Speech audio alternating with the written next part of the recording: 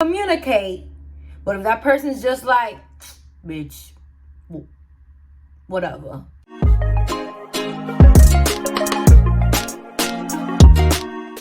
Hola mundo, hello world. So today, in honor of Truth Bomb Thursday, I decided I'm gonna do this video on my opinions on marriage. And I know I'm not gonna be able to mention all the ones that I probably have that exist in this brain, but I'm going to mention the ones that came in quick when I thought of this topic before doing this video. And with all that being said, these opinions are not to offend anybody. These are literally just my opinions of how I see things and how I view marriage, hence the fact I'm in one. But yeah, if you get offended, I'm so sorry from the bottom of my heart, but I mean no harm, and this is just supposed to be like an info type of video about like how I see things. So if you get offended, that's on you, boo. That's all I can say. But before we move on, don't forget to like and subscribe. If you're new to my channel, thank you for being here. And if you've been watching my videos and you have yet to like and subscribe, okay, now we may proceed. Opinion number 1. So I think it's kind of whack, lame, when women, before they get married or when they're in the marriage, equate ring size to it being a lot of money, like having a lot of value, and it being like a testimony of their love. Do you get what I'm saying? I personally think that's whack, and because I feel like people put too much emphasis on these things, and at the end of the day, it's really a symbol of love. Like, you can go without a ring and love somebody, but if you decide and wanted a ring, or your partner decided to give you a ring, whatever ring they gave you does not mean that that's what you didn't deserve or did deserve. I just feel like I just think it's whack how people be asking like how many carats, and like, oh my god, it's so huge, oh my god, he must really love you so much. I've heard that before. That's just gross. Like, we've become so gross. Ugh. Opinion number 2. My second opinion is that there is no such thing as the one.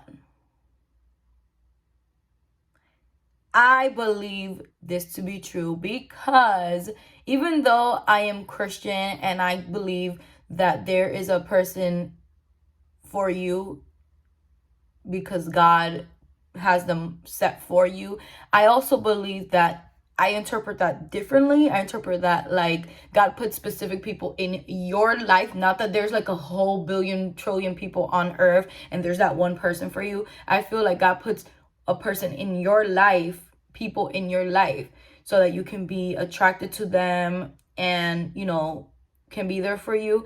And that person, you love them and they become important to you and they respect you, they trust you, and they cherish you, and they become the one. By building a relationship with that person, they become the one. I don't necessarily think that they're assigned to you.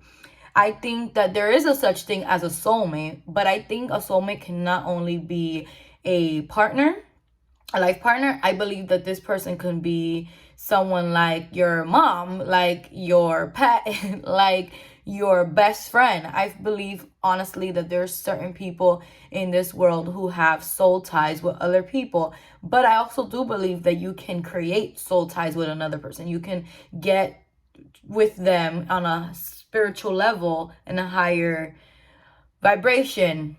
That's what I believe. Opinion number 3. So my third opinion is that I still don't get polyamory. I think it's confusing. I think that if it is done right, it can be a beautiful thing.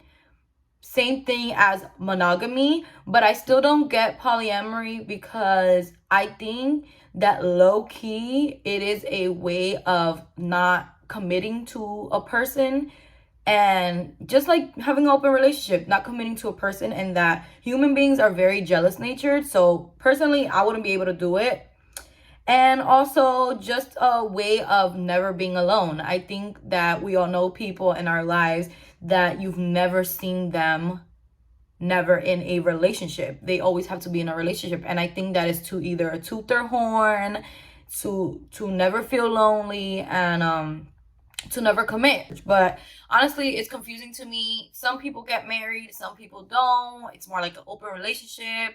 I just feel like if it is done right, maybe it's cool for other people. Well, it's not my business, but like it's good. But I feel like it's a breeding thing for STDs, and that you will never be open for like true connection, deep connection with somebody, because you're so focused on like having open connections. That way you're always open. So here is opinion number 4. So whichever way you want to celebrate love, that's on you. If you want to elope, that's on you. If you want to have a big wedding, that's on you too. I think people stress too much what everybody else is doing and not necessarily understand that everybody's already different. And if people want to go to Las Vegas and celebrate that way, great. There's levels to this shit, honestly. And we only have one life. If you don't like parties, that's a you thing. If you like to celebrate everything that you do in life, that's a you thing. So that's the same thing with polygamy and monogamy, I guess. That's a you thing. And side note, I know a lot of people who be like, oh, white people get married these days, white people have weddings. That's funny to me, because the same way you're like, oh, nobody should care what you're doing and like, what's the point? That's how everybody else feels. Like, if you don't do stuff, what's the point? Like I said, we only got one life. If you decide to have a big wedding or like some kind of form of wedding, you're not paying for it. No, you're not paying for it with your opinion. So mind your business. My 5th opinion is, when people call marriage just a piece of paper, I think that's completely untrue. I wrote it. That's what I'm looking now, okay? Completely untrue. Like, marriage is a huge deal to some people. And to so many cultures. And it's a shame that people try to cheapen it, right? If you don't want to get married or do paperwork, great. Don't. Nobody's telling you to do so. And if people are telling you to do so, it's probably because you were brought up in a culture that views marry people, marriage as something sacred, or like push for you know, like when you get to a certain age and people already asking you where your little noviecito at, where your little boyfriend at. That's what I'm saying, right? Those type of cultures that emphasize so much on like you finding somebody because your time is ticking. That type of culture. And I feel like, stop trying to hate. If you don't want to get married, great. But let me tell you something. Marriage is an important thing for people who make it important. And if you get married, just so you know, you're going to start sharing shit. And if you die, that's your next of kin. Unless you have kids. That's your next of kin. And your shit becomes their shit. And when you want a divorce, that's the stress. Never been divorced, but I've definitely had my fair share of conversations with people who have. So marriage obviously is important. It's not just a piece of paper. Opinion number 6. I think that marriage is not hard. I think life is hard. I think that if you're in the wrong marriage, marriage is hard. I think that life throws you stuff all the time. that you probably can't handle. But if you're with the right person and you are a team, not only a lover or a partner, that is your teammate, that is your life partner for life. And if you think that your marriage is hard, it's not so much your marriage, it's the situation that you're in. Opinion number 7. I think that a great indicator of a great marriage is when you get to know the person first before you consider them your lover. Marry your friend before you make them your partner, your life partner. Don't base your marriage, don't get married because solely on looks, what they can provide for you, sex. Just don't do it, because all those things can fade. All the things can go away. And like I said earlier, life is hard. And if you base your marriage off of those things, you're screwed. But maybe it works for other people. But based off what I've seen, it don't work. Number 8. So my 8th opinion is that everybody always says communication is key, communication is key. Yeah, you're right. But a lot of people think that the most important thing is communication. And I don't think communication is that important, more so than comprehension. I feel like you can communicate. Like, I'm the type of person, personally, I'm the type of person who expresses myself all the time. I say what I feel. I don't got a filter. That's a blessing and a curse. I don't have a filter. And you can never say, oh, she didn't know. Like, you didn't know what I was thinking or I was feeling, unless there's a reason for it. But yes, in my marriage, if you tell me, like if he tells me that he didn't know what I was thinking, that's pure caca. Because me, I always say how I feel. So I think that somebody can speak all they want, express themselves all they want, repeat themselves so much, but if the other person is not comprehending them or not seeing them, they're not seeing eye to eye with that person, and they're just seeing them as someone that's dramatic, they're like constant cultural shock and only see their side of things and never budges and like say, you know what, I understand where you're coming from in a way, because that's not how I see things, but now that you've explained it to me, now I get where you're coming from, even if I'm not an emotional person or didn't grow up the way you grew up. So I think that comprehension is a whole lot more important than communication. Like, you can communicate, but if that person's just like, bitch, whatever, it's not going anywhere. Number 9. So, have you ever heard the saying, a couple who prays together stays together? I agree, but this is another way that I would like to put it. So if your person is a person who doesn't seek enlightenment with you, then there's a possibility that you guys could not stay together. And I say this because if you guys don't seek progress, self-development, progress together as a couple, don't have future goals, want to make the other person better, what are y'all doing? Y'all wasting each other's time. And later on, you're going to notice it and you're going to figure it out. Number 10. My 10th opinion is, it's 2021 and we still have people thinking that everyone has the same set roles. This is not the 50s.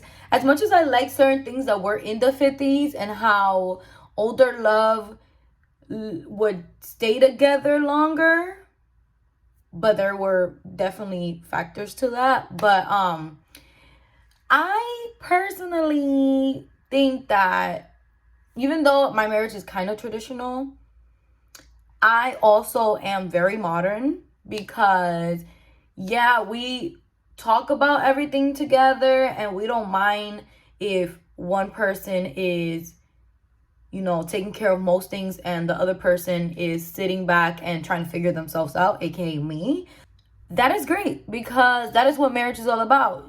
Everybody else don't need to know your business. What you need to know is that what you need to know is that roles, specific roles, that's not for our generation anymore. If one day, God forbid, I need to take the slack, then I have to take the slack. Okay? I don't know if that's how you even say it. Pick up the slack. There we go. There we go.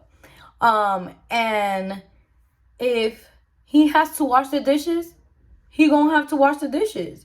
If I have to take out the trash, I'm gonna have to take out the trash.